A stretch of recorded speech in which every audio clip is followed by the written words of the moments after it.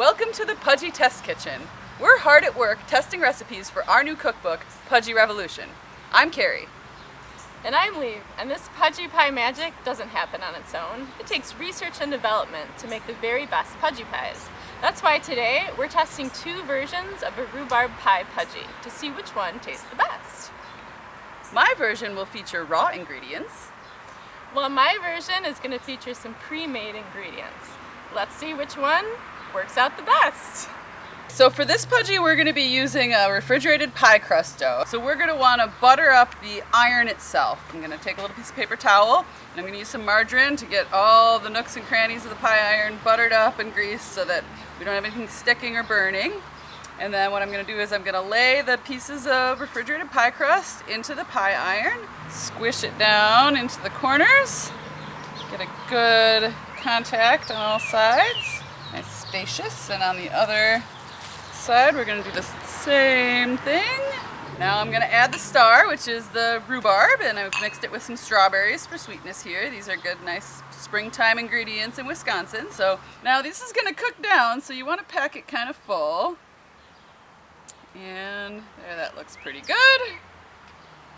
Now, because this is fresh ingredients and they're going to cook down and get watery, we're going to add some granola here. That's going to soak up some of the moisture that's going to create when these delicious fruits start cooking.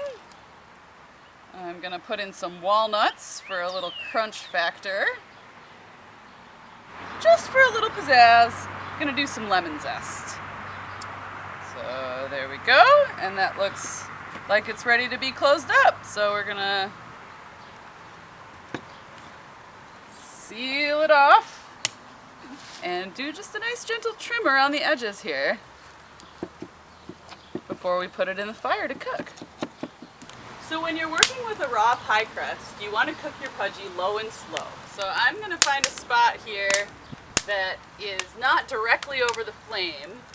And we're going to expect this Pudgie to cook a little bit longer than your typical Pudgie so that it doesn't burn and the crust has a chance to cook all the way through.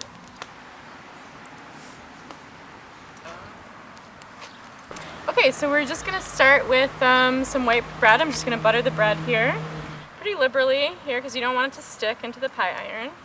So we're going to butter one side of the white bread and then set it into the pie iron like this.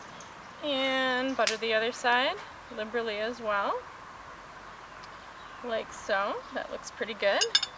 And then we're going to set that into the pie iron.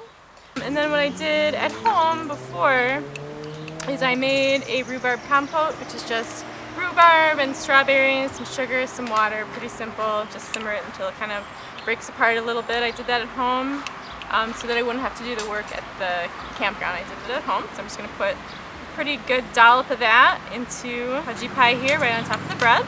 And then to add a little creaminess factor, we have some cream cheese that we're going to put, and we're going to just put that onto the other side of the bread. So this is super easy, not a lot of work. The only dish that you're really dirtying is the knife, and of course you can lick that clean if you want to. So there you have it. Simple, easy, just a couple of steps. I'm just going to close up the pie iron here. Be careful not to lose any bread. Smash it in there. That is going to be good. I'm just going to put my pie iron here into this slot. My friend Carrie has made this fancy pie iron fire pit, but you can cook this over any open fire.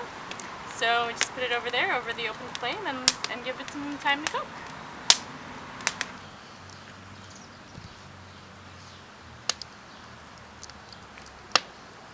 So now our Pudgies have been on the fire and they're done cooking. We're ready to reveal.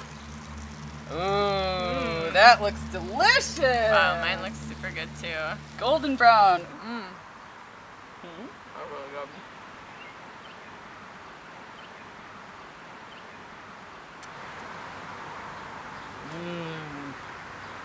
I feel like the consistency is spot on.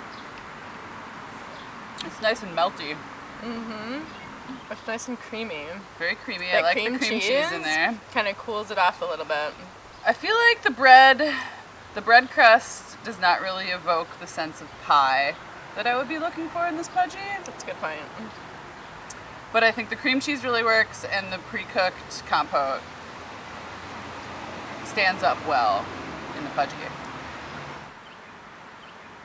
Okay, so now we're ready to try our pie crust Pudgie. And one thing to keep in mind when you're working with fresh fruit, especially berries, is that they get lava hot in there. So you want to make sure that you give it enough time to cool off, or you're going to burn the roof of your mouth and you will not be a happy camper. So this Pudgie pie has been cooling for an adequate amount of time, and I'm going to go ahead and give it a try.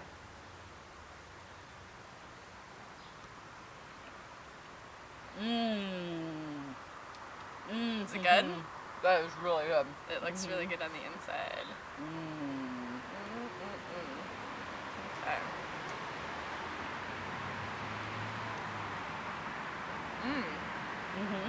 I like the crunch of the walnuts. Tastes like a rhubarb pie. It totally tastes like a rhubarb pie. That is delicious. It's definitely the pie crust outside is better than the bread, because the bread didn't really taste like a pie. So this really tastes like a pie. That is a rhubarb pie if This I've is ever a tasted rhubarb one. pie, yeah. Maybe a tiny bit of sugar to sweeten it up a little bit, but that is The walnuts darn add a good really nice Pudgie. crunch, and you can taste that pizzazz from the lemon zest. That was super good. I think that's our winner. The only thing left is to come up with a name for this Pudgie pie. Do you have any ideas, Carrie? It's rhubarb mentry, my dear. That's perfect. I love it. If you think that this Pudgie looks good, please contribute to our Kickstarter for our cookbook Pudgie Revolution and share with all of your Pudgie loving friends.